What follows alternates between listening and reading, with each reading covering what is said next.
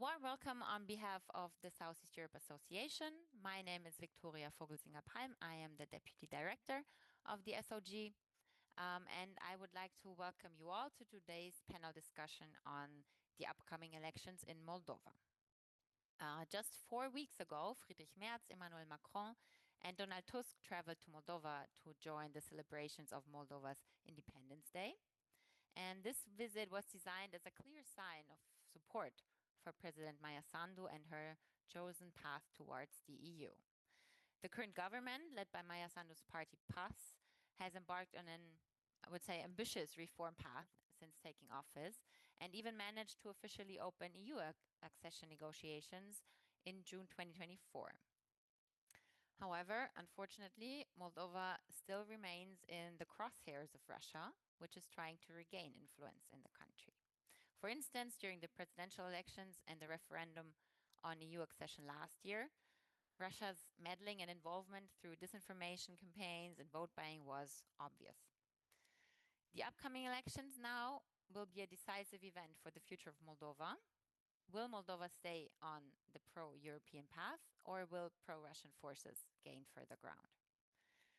At this critical moment for the country, our discussion is aimed to take a closer look at the current situation in Moldova, to look at the ongoing electoral campaign, and to discuss a few possible scenarios after the elections.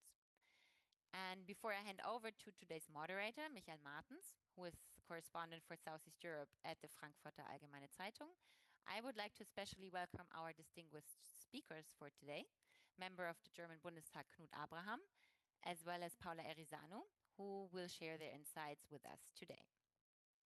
And last but certainly not least, I would like to thank the German Federal Foreign Office for supporting our work, as well our intern Julia Ciric-Betz for her support in organizing today's discussion. And a few housekeeping remarks before we start. The discussion is being recorded. The last, I would say, 15 to 20 minutes will be reserved for the Q&A with the audience. And due to our limited time, as our speakers have to leave at 6 p.m. sharp, we will have written questions only, but please feel free to type them in already at this stage, as we're collecting them for later. And with this, Michael, over to you. So welcome. I will not repeat any introductory remarks. I will also not really introduce our panelists here. We have Paula Erizanu, journalist from Chișinău, and Knut, politician from Berlin. There's much more to say about them, but this is what Google is for, and you can be rest assured that they, the Southeast Europe-Gesellschaft or Association, decided to take very good panelists on board. So let's start right away. My suggestion is the following. I think there are 3 or 4 broader aspects that we should discuss, and then we can go see where we go more into detail or not. I think the main aspect we should discuss first is the Russian attempts at manipulating and meddling into these elections, which and this concerns mostly Paula Erizanu because she follows this very closely. Then I would like to ask Knut on a general perspective, what is the view from Berlin, not only on Moldova, but also on this general problem of meddling, of the TikTokization of propaganda and so on. Then I think we should also have a brief view, like who is running.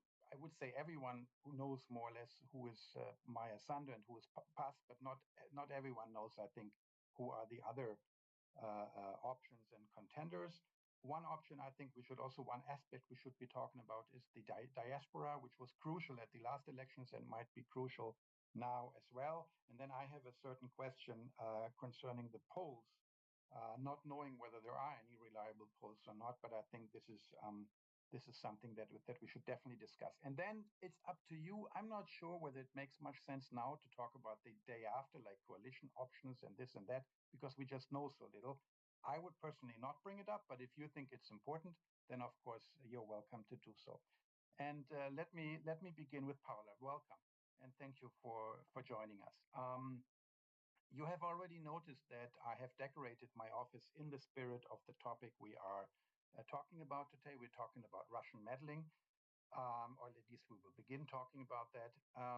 And on your X account, you have almost daily for weeks now, you post links to stories that are actually revealing how systematically Russia tries to undermine the elections and the credibility of the entire process. Could you, summarize? Is it possible to summarize how they are doing it and what they are doing it? And could you maybe also give us some examples, because those stories are really striking that you post there? Yes, thank you. So I just interviewed one journalist from northern Moldova who went, whose kind of team went undercover in one of Russia's networks of disinformation in Moldova, which are coordinated from Moscow and paid from Moscow as well in cryptocurrency or cash. And he used exactly the same word as you, Mikhail. Systematic. The Russians work systematically. So we have had quite a few investigative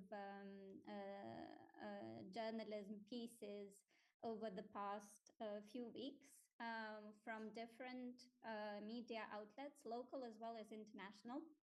This is probably one of the first times that the BBC also does an investigation into Russia's network of disinformation in Moldova. And what is basically happening is that we have, well, political pawns, obviously, and we have these troll farms, we have cyber attacks, vote buying, and also coordinated violence. We've seen all of these before in Moldova, but not to the scale we have it today. And I think the Atlantic Council did an analysis which showed that until 18th September, these networks of disinformation, these troll farms, produced just under 30,000 posts, gaining more than 55 million views. Moldova's population is 2.6 or 2.8 million. So that shows the scale of the manipulation. What is happening basically is that we have these different networks that Russians have been creating over the past few years, where they train and pay Moldovans on how to post information online that is aligned with the Russian narratives, that attacks the EU, that attacks the Moldova's government, and promotes all sorts of falsehoods, such as the fact that the EU will close churches, for instance. Or hashtags, sorry if I can interrupt. They tell their people, you need to use hashtags like Maia Sandu is selling Moldovan children and something like that. This is what I read in some of the investigations, I think on your channel. Yeah, and something that is new for me, at least, is that this time round, they are also doing these false opinion polls, where they call people, they called my friends, they called my father, and they ask them very manipulative questions. So, for instance, do you know that the EU will close churches? How do you feel about that? So this is one other way through which they're manipulating these elections and the way people feel about our EU path. And also something I should briefly mention is the link to Romania. So in these journalistic investigations, the coordinators, local coordinators, as well as those from Russia, confirmed that they were involved in the Romanian elections. So one of them said we had 65 people from our network working to support Călin Georgescu in Romania in presidential elections. So it's a cross-border kind of labor of love because this is exactly what my next question would have been, but you brought it up yourself, the links to Romania. So do I understand this correct, that the same groups in Romania who supported Georgescu, and then I guess later Simeon, are now supporting the pro-Russian options in Moldova, but in Romanian language? Yes.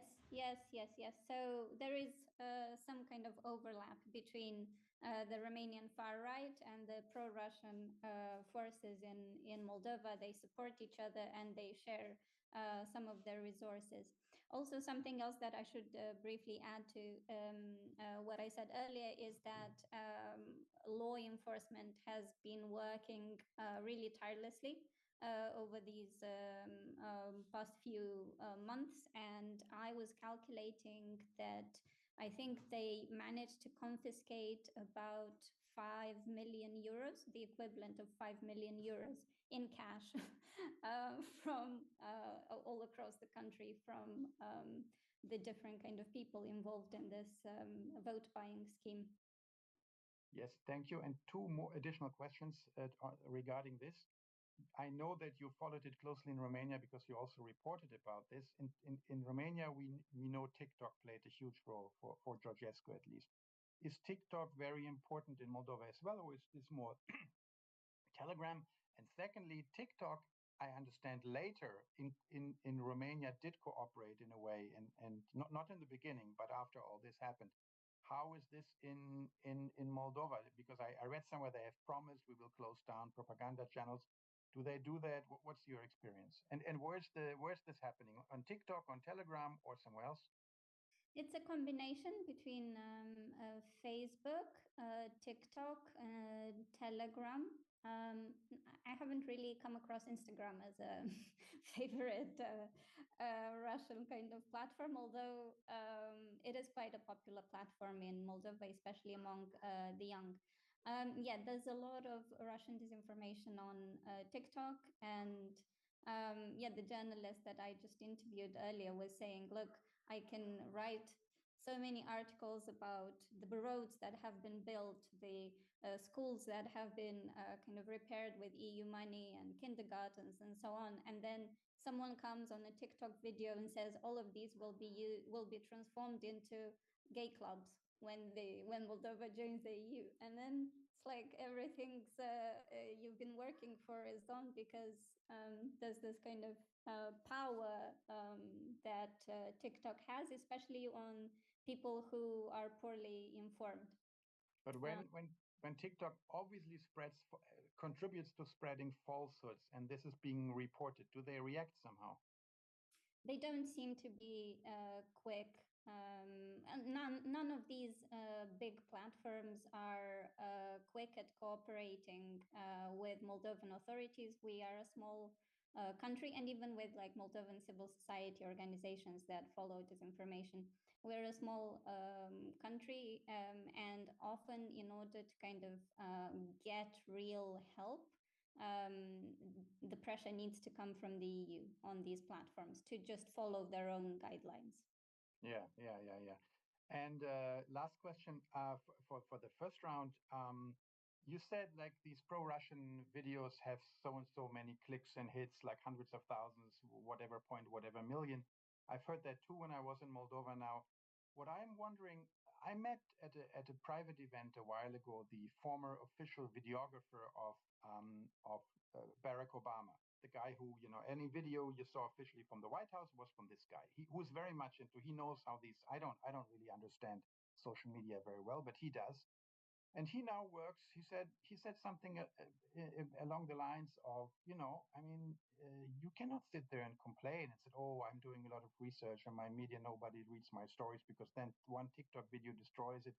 Do we also have, we shouldn't, of course, use the same methods of lying and spreading falsehoods, but do we also have other pro-Sandu narratives on TikTok that are equally effective?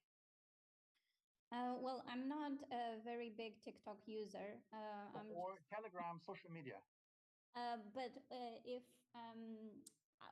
what I would point out here is actually that these investigative journalists have really upped their game over the past year.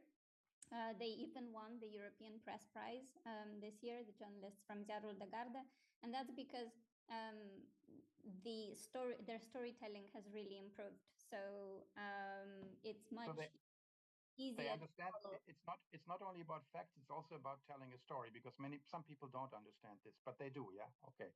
Yeah, and I would compare their style of their investigations to what Recorder does in Romania, which also has massive audiences, like millions. but also maybe what the Navalny team did in Russia. So it's that kind of storytelling, the face that is added to an investigation, because often the previous journalistic investigations we had were like quite dry, and they were focused on the data and so on, and you couldn't really attach a face and characters to the stories they were covering, whereas now that has changed, and that really helps people connect to the information they're being given. Very interesting. Thank you. Of course, for undercover journalists, it's not always a good thing if their face is well known by everyone, but at least they understand that a story is important, which sometimes was lacking. Mr. Knut Abraham, thank you for joining us today. I would like to begin first on a general level.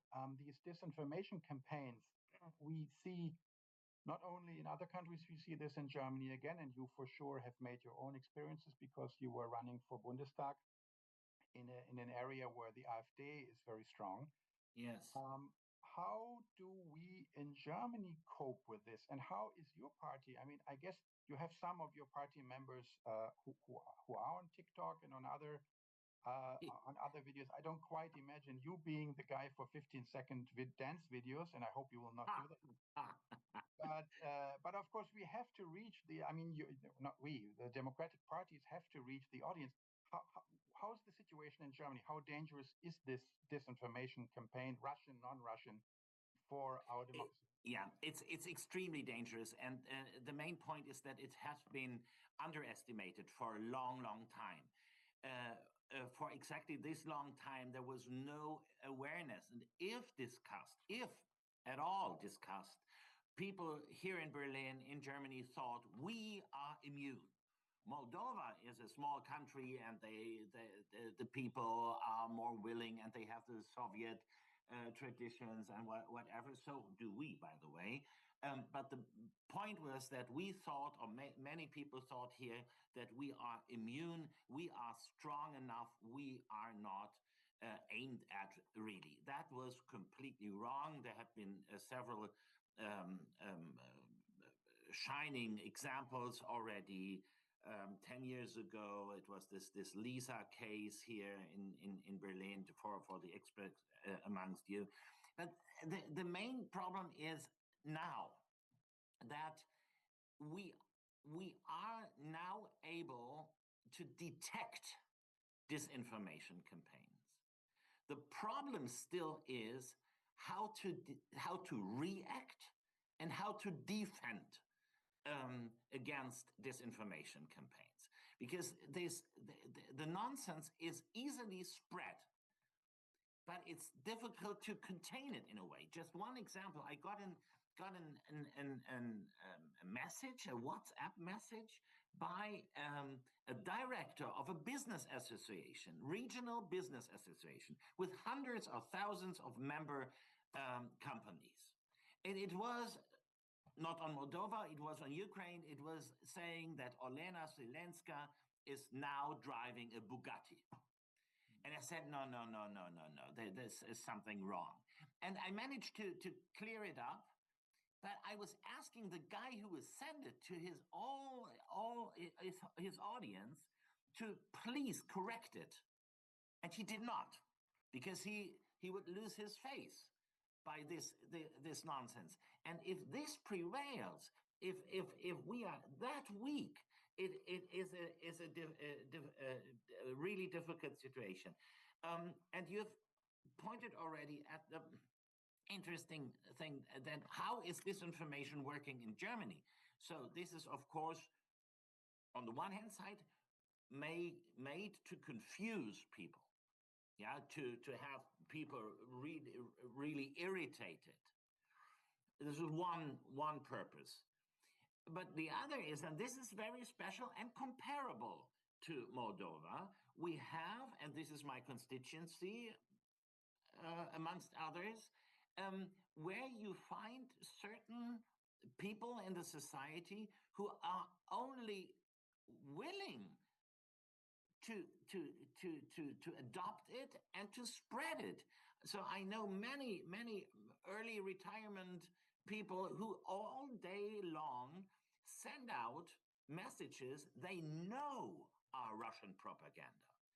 And so I have to state that there is some fertile ground in Germany, not only in the East. You also find it in the West, but not to that extent.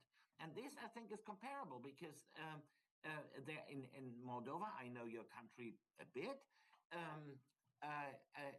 You find people who are really voluntarily spreading the disinformation they receive. We just heard that the police in Moldova was quite active. I'm sometimes wondering, when I write something that's simply wrong in Frankfurter Allgemeine, there are two options. Either I'm getting letters by the editor and I'm making a fool out of myself because I didn't get a fact right or something, which is bad enough. Or if it's really something that's serious, that people could sue my paper.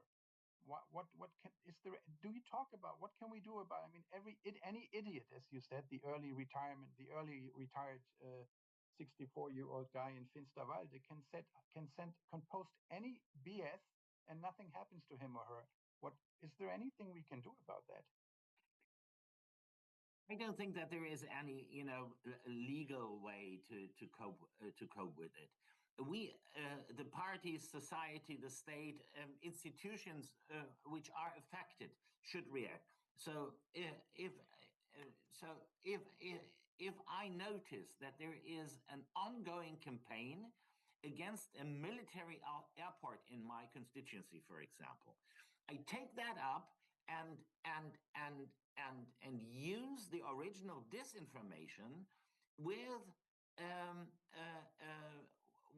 a clearing additional information, or I simply fight back. So in the recent days, I was doing a quite successful campaign on a nationalistic member of parliament here from my constituency, and she was bringing a visitors group to the Russian embassy.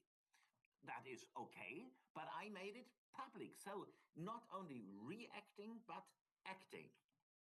How much of your time, and then I will switch to Moldova because that's where, but how much of your time do you invest in countering disinformation? I mean, you would have other things. Quite a lot. I would say a fifth of my work is thinking on how to cope, how to counterattack, how to defend. And so it needs time, and it needs to come back to TikTok. It needs, I'm not a dancer, yeah, and that would be ridiculous, completely ridiculous.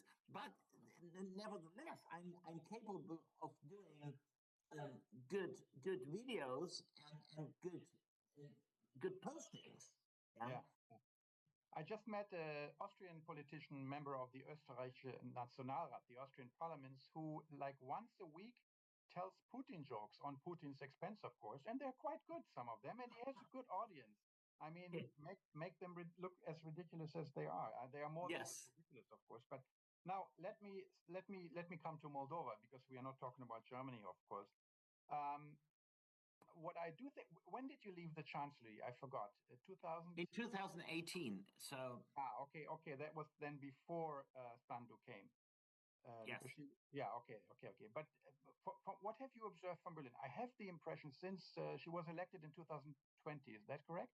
Or was it 21? 20.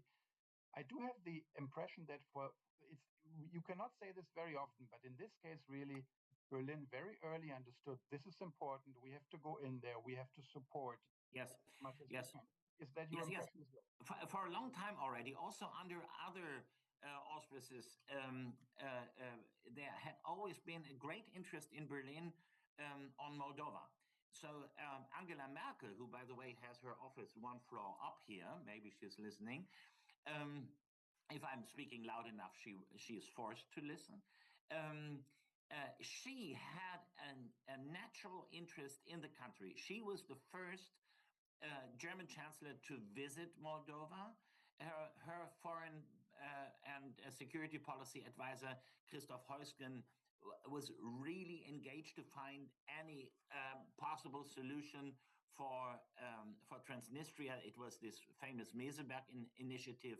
There had been also pre-Sandu governments with which we try to engage. Yeah. They are not above any the doubts, but I'm just mentioning that it was not a sudden change or a sudden idea to be interested in Moldova. That goes back to Yuri Leanka and others too. I have to say that the German political foundations who are represented in Chișinău, they have played a very important role explaining that Maia Sandu is a politician of a very different kind, uncomparable with those I've just mentioned.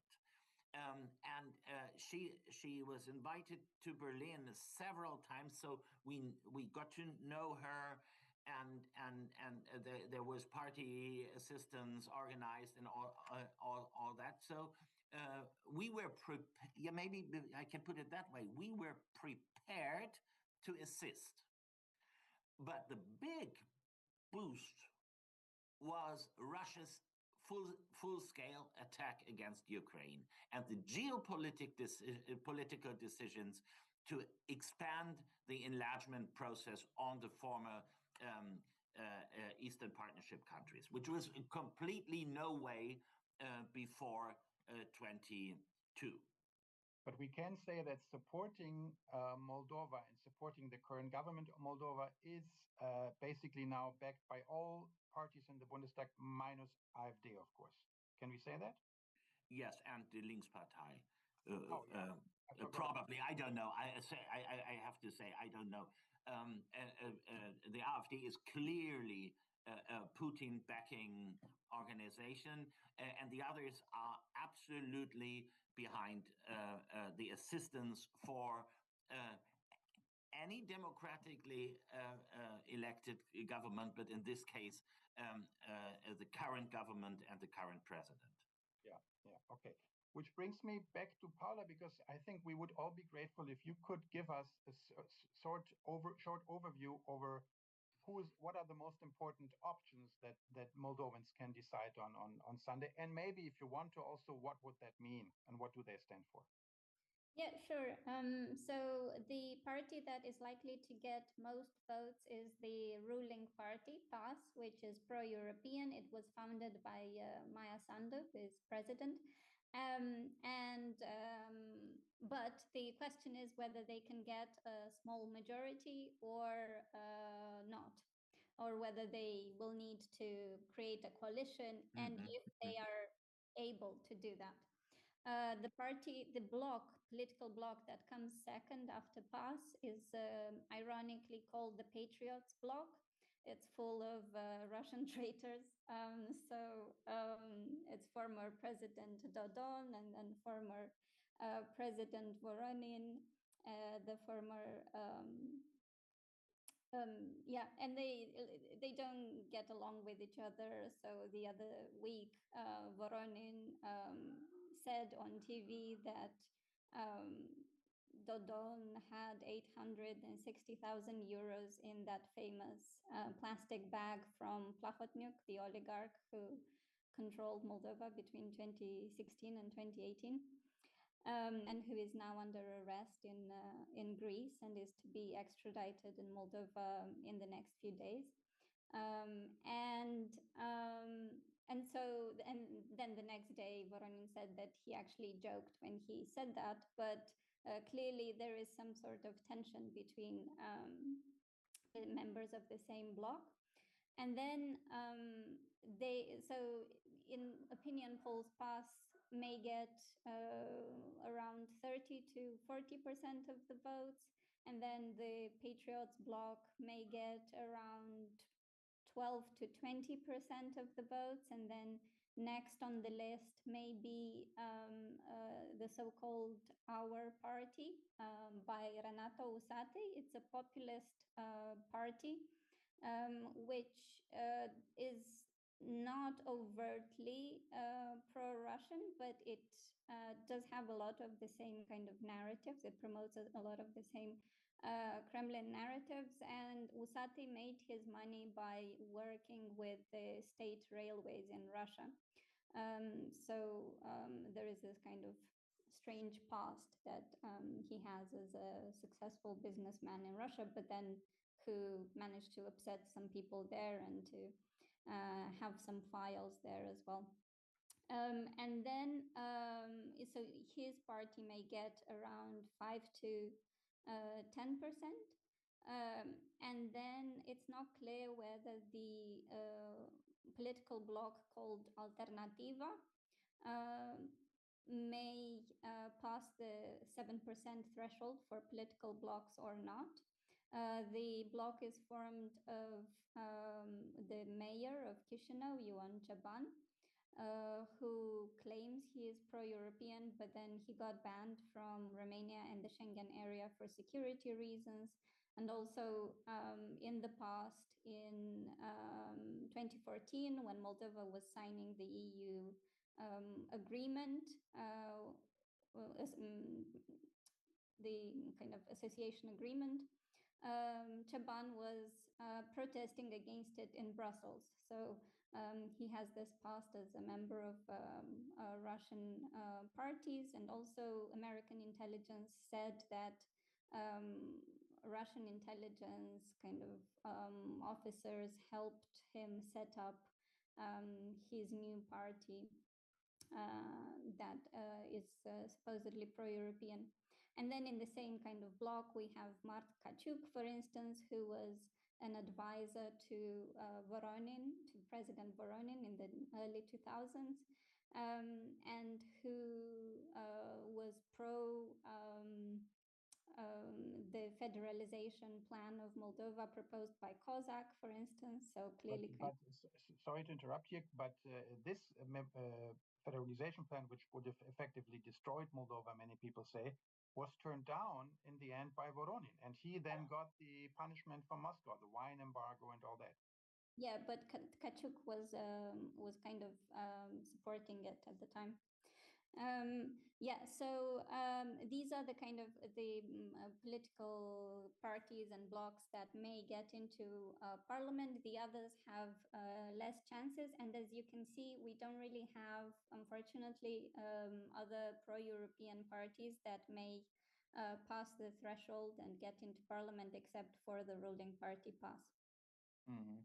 Let me get back to this, because I was meeting some past politicians when I was now in Moldova, and one person, these were off the record talks, so I'm not going to identify who, said, well, so far before Sandu, all the presidents of Moldova were basically Russian puppets, which is when I was actually thinking of what Voronin did. I'm not going to idolize or defend him here. I'm not his lawyer, but it was in the end he turned down the Kozak memorandum. And then Moldova was exposed to all these punishments from Moscow, which at the time, because the agriculture was still so much dependent on Russia, really suffered by it. So I'm wondering, are there maybe some figures who are maybe in between and who are not that clearly defined as pro-Russian or anti-Russian? I mean, in Sandu it's clear she's not for Russia. I'm just wondering, are there maybe some figures that we might be surprised of? I would disagree with that past politician you saw, because actually, if you look at Moldova's different governments, you will see that and presidents that a lot of them also stood up to Russia. So our first president, Snegur, he even fought a war against Russia in 1992 over Transnistria. So clearly, he wasn't just a puppet. And then Timofti as well, he stood up to Plahotniuk, and he wasn't pro-Russian, he was very pro-European. And even Voronin, he came to power as a kind of pro-Russian candidate, but then opposed Russia's federalization plan, as you said, and then kind of changed geopolitical perspective. But are there any other candidates that are somewhere in between? Well, it's not the moment to kind of be somewhere in between. The issue with, because basically the way I presented, the candidates is not the way they present themselves. So the pro-Russian candidates in Moldova, they don't say, we love Putin.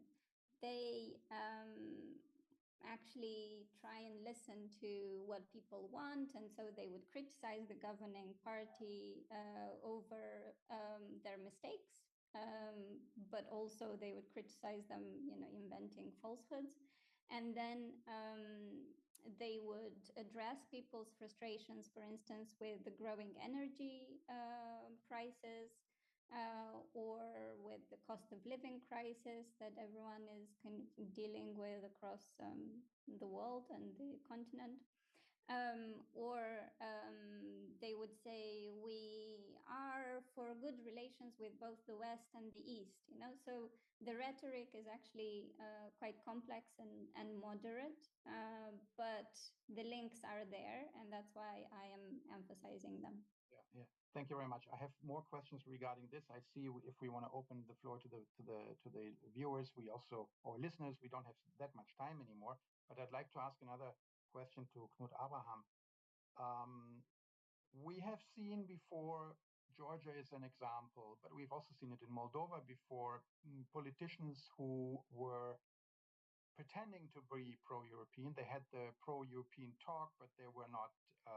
They were doing the opposite of what they were saying. One person once told me about another country, about Macedonia. You had Gruevski, who was waving the Macedonian flag with the right hand and robbing the country with the left hand, and then he was substituted by the so-called social democratic option, and then he said, well, they were waving the European Union flag and robbing the country with the other hand. What should we don't know what's going to happen after the elections, which constellation, how strong path is going to be. Will they need partners? I understand they will definitely need them. Who could them be? But how should the European Union react? We will not fall, hopefully again, the European Union will not fall for politicians who claim to be pro-European, but at the same time dismantle their democracy. What options would we have in such a case? Yeah, interesting point. Thank you very much.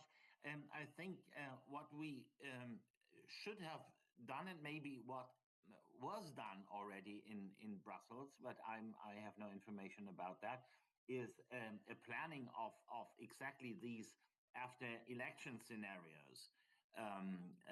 That would have been a wise step. In general, the big coordinates will not change. We are in the process of EU negotiations, and so it is up to any Moldovan government to meet this challenge. We should hold that up and be open, and also follow the interest from our side. So we should see and wait how the situation is evolving. Yeah.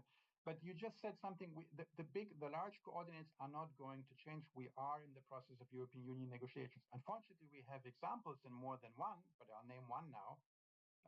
For the fact that being in European Union negotiations, being in negotiation talks, is no guarantee against democratic backsliding. Look at Serbia, for example. Yeah, absolutely. But this is what the population should be aware of. It's their responsibility. I would like to change the perspective a little bit. It is the responsibility of the voters, the responsibility of the population to keep the course.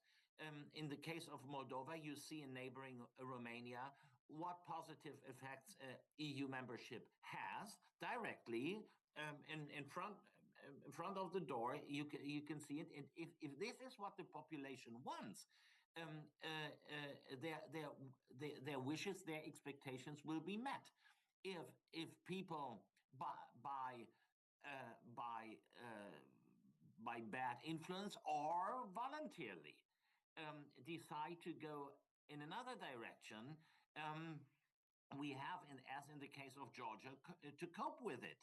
And the case of Georgia is quite interesting, because there had been the elections were certainly not fair and free, but there have been many who have been voluntarily voting against the European perspective by voting for the non-European partner, or pretending to be European. And do you think the European Union has made clear enough that the option they voted for would be an anti-European option? No. But this is what I think we have learned in the Georgia case. I would say, but I would be interested what the audience says or what Paula says. I think in the case of Moldova, people know that it's Maia Sandu and PAS, the direction towards EU, and the others not that much. Yeah. But this is a legitimate position. But the people are gambling with the future, with the European future of the country, if they voluntarily vote for parties who are obviously reluctant. One last question, Paula, before I think we should open to the audience from my side. Maybe a short answer is possible, maybe not. So when I was in Moldova now for a week, I talked to, what are the election campaign promises? And I understand that the so-called Patriotic Bloc, one of the promises is we will have good relations with everyone, including Russia, and this means cheap gas and cheap energy prices. And when I talked to PAS people, one of the arguments I heard, well, we also, first of all, we make this about basic question, East or West, Russia or European Union, but there are also successes we have. We have kept peace and stability. We will be joining CEPA in October, which I would imagine for a country with such a huge diaspora means something. I mean, when I transfer money to a non-CEPA country, I'm shocked by the high amount of Indeed. This is horrible. And then they said you will get roaming like in the European Union, like roam like at home in January, which is also quite something. Now, so we have here cheap gas. Everything will be our friends. And here we have CEPA, peace. What's your feeling? What impresses people more? Well, in addition to what you said, for instance, what changed in my grandma's village is that they had the roads built, they had the kindergarten repaired, they had lighting installed on the street lighting, and also they changed the kind of clear water system. So things that have already kind of improved people's lives. But, there are all of these things that have been done, and still there are people in my grandma's village who would say, oh, but we get all of this money from Europe. Where is it going? And even though they should see it in front of their own backyard. Yeah. Well, it's because of the narratives that they consume online and what other people say, and this kind of endless dissatisfaction that people across the world have with their governments. Sometimes for good reasons, and other times just because we like complaining. Just to get one last thing right, if I'm not mistaken, I'm not following Moldova on a daily basis. I can't, but you do. If I'm not mistaken, there has been no major, there have been disappointments because of what I would call incapable politicians within PAS who are not experienced or did mistakes, who announced something that they couldn't keep. But there has been no major corruption scandal, has there been? Like big time? No. No, but there have been rumors about different people who eventually left their ministerial positions, but there was no kind of proper journalistic investigation or. And I would suppose your colleagues from I never know how to correctly pronounce it, the newspaper that ends on the Garda, I'm sure they would be professional enough. If they found a corruption scandal in the ranks of PAS, they would make it public, yeah? Yeah, they already have published stuff that, they publish stuff that is also critical of the government. It's not like the kind of PR. But do people appreciate? One of my interlocutors in Moldova told me our justice system is far, far, far from perfect, but it's also much, much, much better than 10 years ago. Do people appreciate that, or is this like taken for granted? I think people really wanted to see some high-scale corruption cases completed and kind of to see some prison sentences. And more recently, we have seen some kind of palpable results. So the former Bashkan of Gagauzia, former head of the Gagauzia region, is in prison for money laundering, for like illegal political financing. Our oligarchs have left the country, but there was a huge sensation when people saw Plahotniuc in handcuffs in Greece. And now the question is whether he comes back to Moldova. Will he actually be put in prison? Will he actually be sentenced? Because there is no kind of final sentence in the cases investigating him for now. So there is this kind of ambiguity and questioning. But yes, compared to 10 years ago, the situation has changed a lot, and also there was a lot more kind of pressure and corruption in the judiciary. But now, we don't yet have the kind of perfect judiciary that we hoped we would. Yeah. Thank you very much. Okay, I have still many questions, but we are running out of time. So I would ask Victoria to decide which are the best questions now to hand over to our panelists. Actually, I can group the questions into 3 groups. The first one is actually on after election scenarios. I know you didn't want to discuss it, but people are apparently interested in. There are 2 sides of this question on post-election scenarios. The first one was, should we expect maybe a situation of no clear majority at all, a stability that could be exploited then by Russia, and what to do then? The second question here in this group was about the pro-EU factors that are still there, even if a pro-Russian majority would evolve. So the president and also the referendum on putting EU accession into the constitution. So how would these pro-EU factors balance potential pro-Russian forces after elections? A second group of questions was on if you could comment on the practice of disqualification of pro-Russian parties by the election commission, and how this can be or should be reconciled with the freedom of association and the right to stand for elections. So this sort of balancing act between resilient democracy and yep. And the third question actually would be from me that I would like to throw in about the diaspora vote. So what do you expect from the diaspora vote? And also if a result that is very different in the diaspora would somehow affect the legitimacy of the results in public opinion within Moldova. So I'm guessing they're for me. But of course, Mr. Abraham can also comment, at least on the resilient democracy part, I guess. Yeah. Please go ahead, Paula. I just have one remark, but I will say that later on. Just one remark. Well, I think maybe go ahead just in case you need to leave. Okay. No. I'll be very short on the question of pro-EU factors and the possibility of how to balance Russian forces. I think we have to be very clear that if pro-Russian forces, which are pro-Russian forces, will get the power or parts of power, they will have a clear agenda. And at the end of this agenda, they will drop out of the European process. This is what we see in Georgia. They will eventually move away. These are 2 completely contradicting philosophies, ideas, plans for this country. They do not fit together, and there is no room, and maybe that is tragic for many voters, there is no room for neutrality, in my view.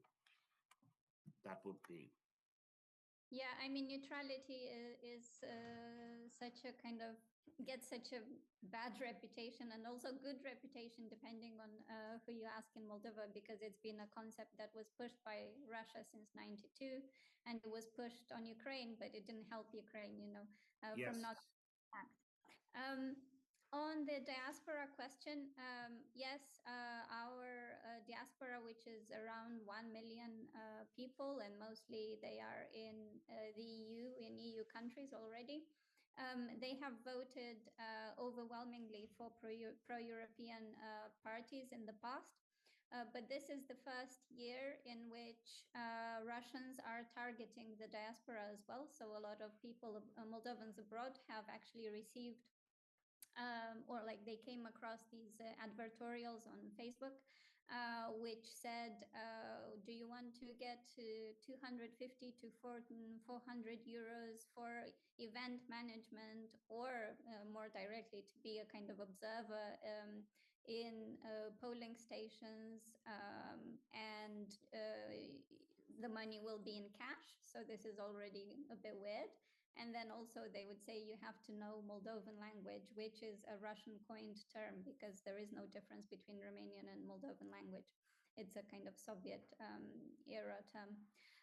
So we may have some surprises in the diaspora as well. And I was talking to analyst Vadim Pistrinciuc earlier about it. He said this shows that actually there are networks within Europe of disinformation, of Russian disinformation. So it's not just affecting Moldova. You know, these people can reach them because there are some people on the spot there already. On the post-election scenario, yeah, we may expect a situation in which no side has a clear majority. But I don't know. We have 101 members of parliament. So if PAS wins 50 seats, and then the other parties win 51 seats, but they, for instance, cannot kind of find common language between them, because there is all of this division that I mentioned, even within the pro-Russian factions, then yes, I don't know, we may get snap elections. Who knows? There is also a situation in which people have talked about a potential kind of coalition between PAS and Alternativa, or PAS and our party, which are not so overtly kind of pro-Russian, or PAS and the socialists. You know, in the past, PAS and the Socialist Party collaborated in order to oust Plahotniuc in 2019. So this has happened in the past. I can't see how exactly that would be compatible with EU integration, and whether we would be able to kind of actually go at the same pace as we have gone until now.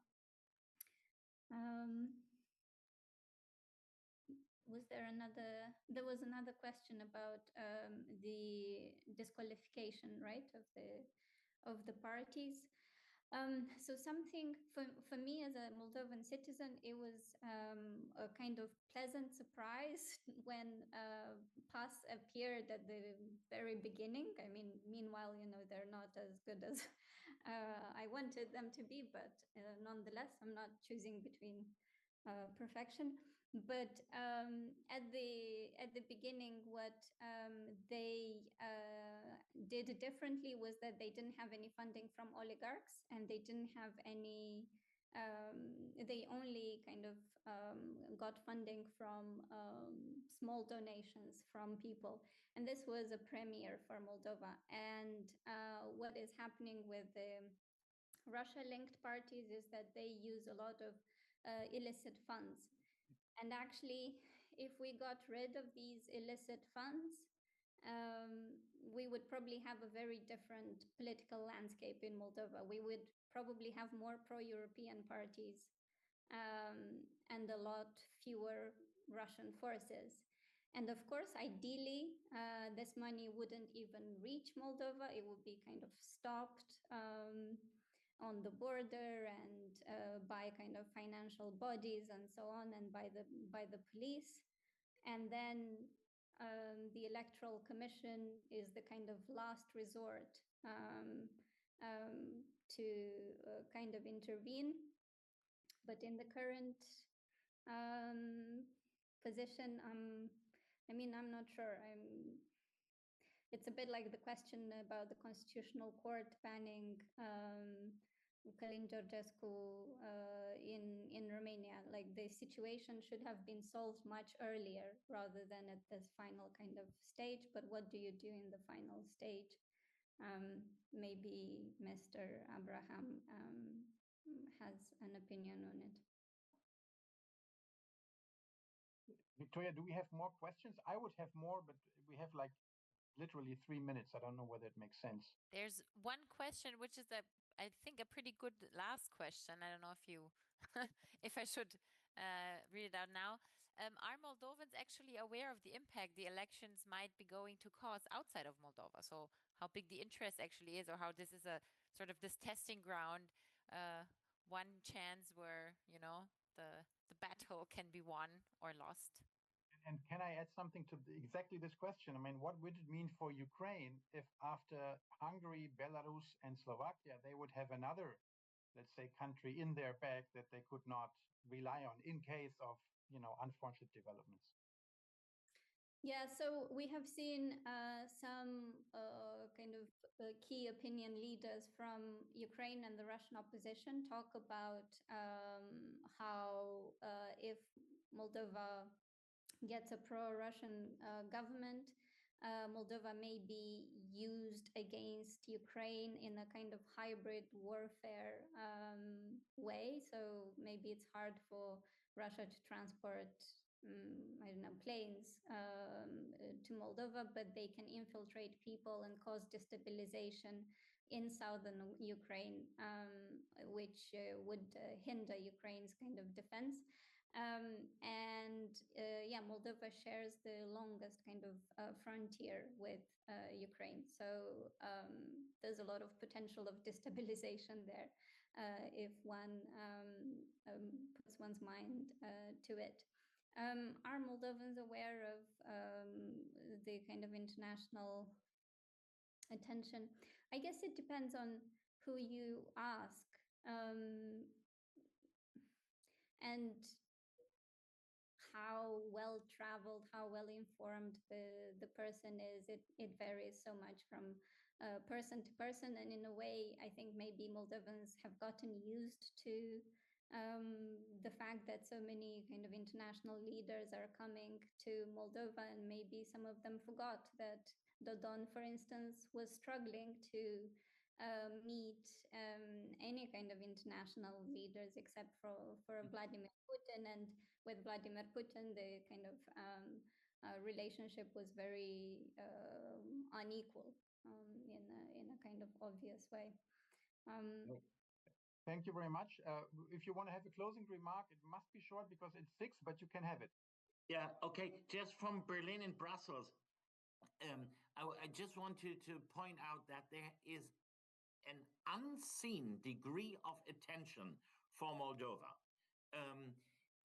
Moldova is key, is of incredible importance for the EU itself, because it's in a way the role model for a successful rapprochement to the EU and the enlargement negotiations. If this would fail, it would mean a tremendous blow to the policies of enlargement on Ukraine, which is hindered by a war, Georgia hindered by an anti-EU regime, and so it is up to Moldova to keep the flag up. Well, enlargement has failed in the last 20 years in the Western Balkans. Why shouldn't it fail in Moldova? But let us hope I'm wrong. Next discussion. Yes, exactly. Okay, thank you very much. Should I be closing this or do we have anything else to? Okay, so thank you much to the hundreds of thousands of people listening to us all over the world. And thank you for us joining. And let's hope the election will bring us good news on Sunday. Thank you very much to everyone. Bye-bye. Thanks, everyone. Thank you. Bye-bye. Bye.